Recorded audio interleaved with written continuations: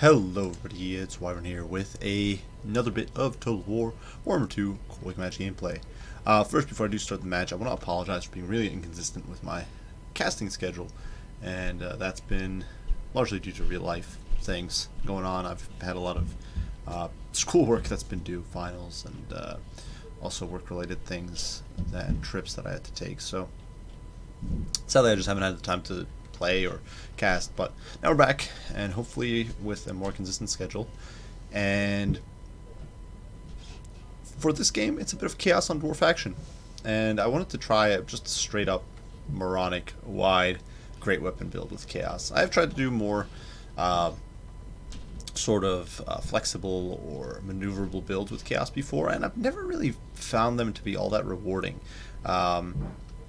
You try to do something like chariots or whatever, your opponent ends up spamming troll hammers or cannons, and then you kind of just get screwed. If your opponent goes with certain builds as doors, it's actually really difficult for chaos to make good use of their cav or chariots, I think. So what I decided to do is just go with a bunch of fire weapons. My lord decided to go with the chaos sorcerer of fire. He does have quite a variety of spells. He has arcane conduit, which is nice. Get that extra wounds of magic. I did bring kindle flame as well as evasion. For my spells, I brought piercing bolts of burning. Now they're not great against dwarves because they do have magic resistance, but they'll still do a very large amount of damage if you get a good target clumped up. I also do have Cascading Fire Cloak to buff up my Chaos Warriors and Chosen. And then Fireball, and this might seem like a bit of a stupid choice, but if I need to, say, snipe an artillery piece, it's not a bad spell to have. I think it can actually snipe a cannon, even if your opponent has a Rune Lord on the field with his Toilet Seat, so it actually does a lot of damage to artillery pieces, which is really nice against dwarves.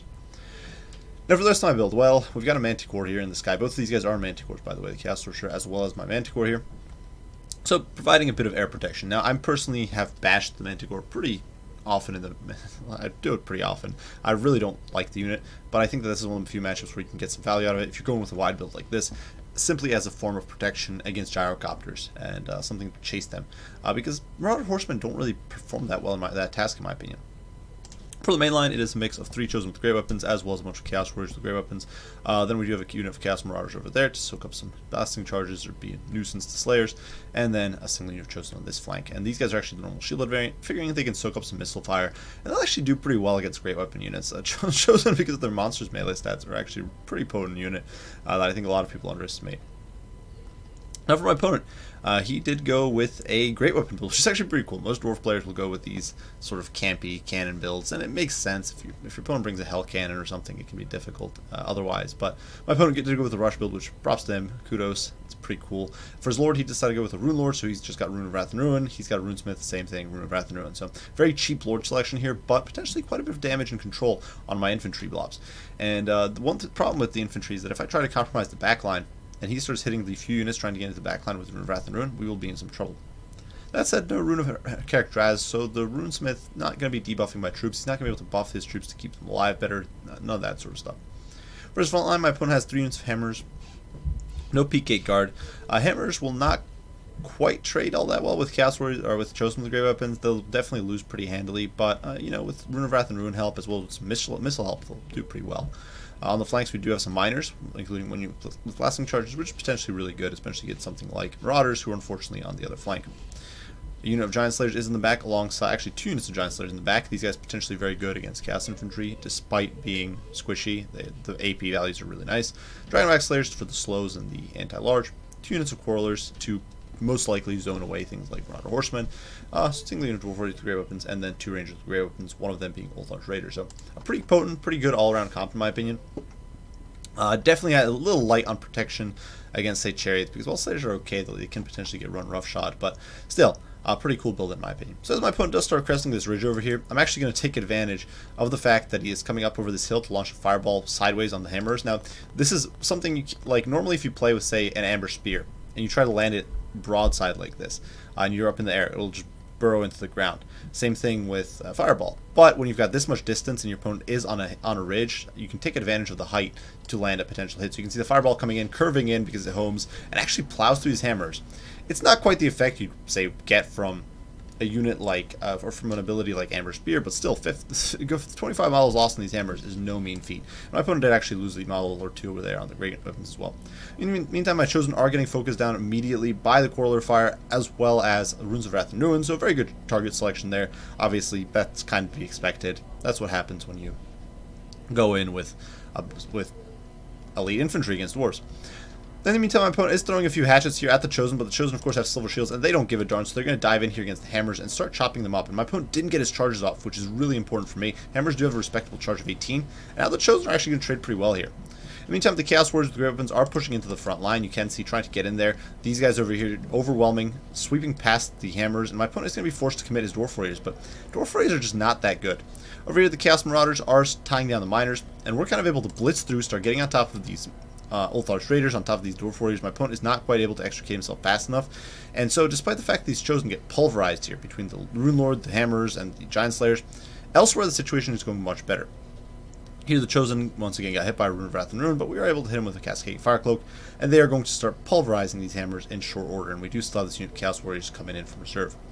Elsewhere in the meantime, our Chaos Sorcerer of Fire is diving in to pulverize some rangers with great weapons. In the meantime, our Manticore is being an absolute nuisance here, flying around. I'm trying to evade the Slayer, so we're playing a little bit of dodge the Slayer here. Although my opponent does overwhelm the Chosen here, and he's going to be able to send them fleeing back to the hells from whence they came. Elsewhere, we're doing pretty well. Over here, my opponent was not able to extricate his Ulthar's Raiders. Perhaps a bit of a mistake. We're going to get a nice little recharge here. And the Chosen, actually, despite the Rune of Wrath and Rune, are just hacking and slashing through this front line. Over here, the Miners are going to get pincered. And we do get a nice little piercing bolts of burning over here on the Giant Slayers and the Hammers. So just a devastating blow. It's going to remove a huge chunk of my opponent's strength in the field. Over here, the Chosen, 23 models, but they are up to 40 kills. A lot of those against Hammers, others against Giant Slayers, doing great work. And we have reached the front line in our first few spots, and we're going to be able to start overrunning my opponent's positions. So balance of power, although currently even, is shortly going to start shifting. And you can see as these Miners get chased off the field, we're going to be able to start collapsing on this backline, start compromising these critical troops. These Chaos Warriors over here. Just the Runesmith and Rune Lord was just not enough to tie them down. The Dwarf Warriors here are in full retreat, and now the Manticore constantly coming in for that harass, shutting down these Ulthar's Raiders, preventing them from doing good damage. And of course, despite lacking AP, the Manticore will do well against units like Ulthar's Raiders, who just lack armor. Fortunately, though, the Dragonmax Slayers are coming in, so we're going to have to run like hell pretty shortly if we don't want to die, but, you know, it's getting some value there. Actually, this is not our Manticore. I'm stupid. This is our Chaos Sorcerer of Lower Fire, but still. Over here, the Manticore actually does rampage in the middle of some Giant Slayers, but we do have Chosen on standby who are immediately bogging this guy down. And over here, my opponent, a huge mistake for him.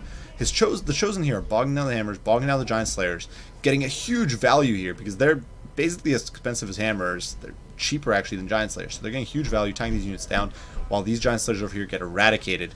And we're going to have an opening now to exploit. Meantime, over here, the Chaos Warriors do turn around. They're going to go after these Rangers. Now, certainly Rangers with great weapons do have AP, but with no charge bonus going off, they're not going to be able to hold very well. This Chaos Warriors just hit so hard on the charge. And you can get, if you get a good charge off, the Rangers with great weapons do have a 16 charge bonus, so they'll do okay, but without a charge bonus, it's just not going to work.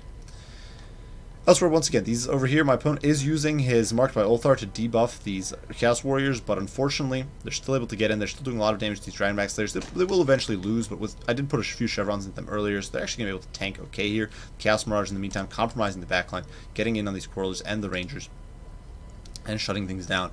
And still, this fight in the front line, my opponent is bogged down. You can see the Chosen and Chaos Warriors are going to hack down this Runesmith as well as this Rune Lord. And all in all, things are starting to look good for Chaos. The balance of power is starting to shift decisively in my favor. Our Manticore there chasing off the Rangers. Our Lord constantly running around, avoiding getting shut down for good. The Chaos Marauders here doing great work. 65 kills for them. They're going to be able to dive into the Ulthar's Raiders in the meantime with our Chaos Sorcerer Lower Fire and force them into retreat. So that's a big little win for there. Big win for us there.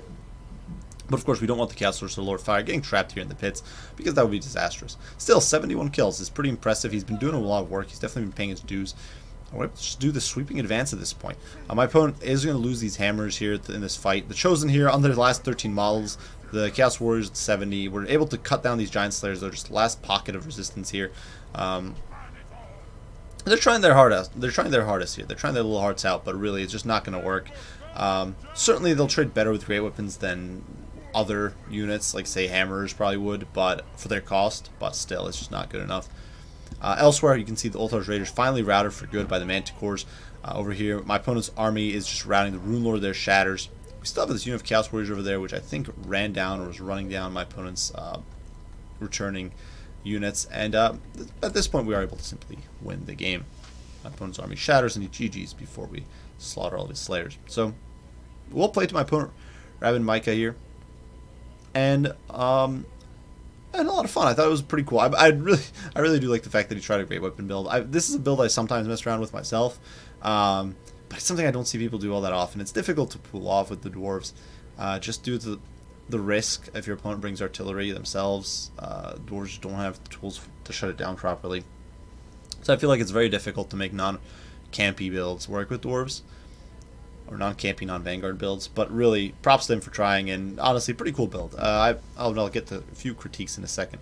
Now for my own build, well, I think it worked pretty well. The Chaos Warriors, some of them gained chevrons here. None of them went in with 4 chevrons, so definitely some of them gained chevrons. The Chosen here gained a chevron, so did these guys.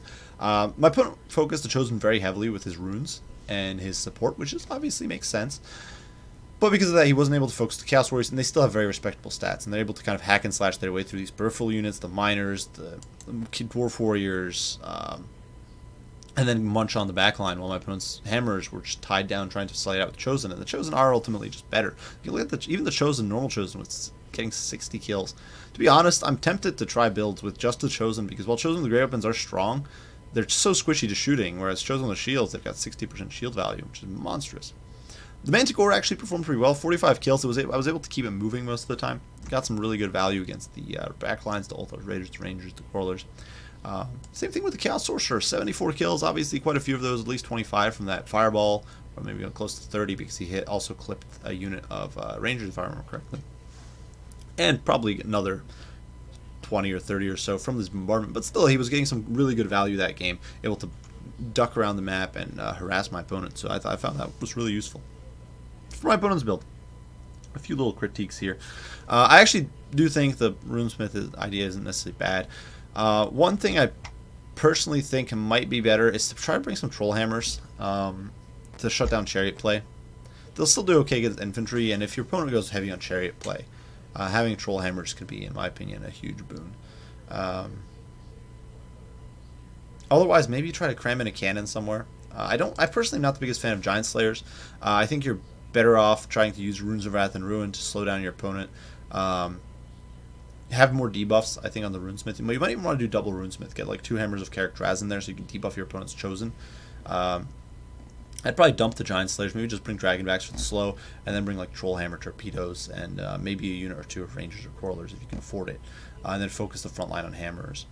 Something like Dwarf Warriors, while it might seem like, okay, they've got AP, so the Miners, one of the problems is that their stats are just so bad that they're not going to be able to land hits on that, something like Chosen or even Chaos Warriors, because slightly Chevron up Chaos Warriors will hold rather well against something with like 20 or 22, 25, whatever melee attack like Dwarf Warriors, and they're gonna have almost no chance, and they're not going to pay for themselves even against the mid-tier heavily armored AP infantry. It's really unfortunate, but Dwarf Great Weapons are kind of trash, especially the Dwarf Warriors, the Great Weapons.